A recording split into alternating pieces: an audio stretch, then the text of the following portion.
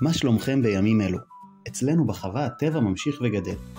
בואו נצא לסיור קצר בגינת הפרפרים, ונפגוש כמה בעלי חיים שבני צילם לנו במקצועיות. מוכנים? בואו נתחיל.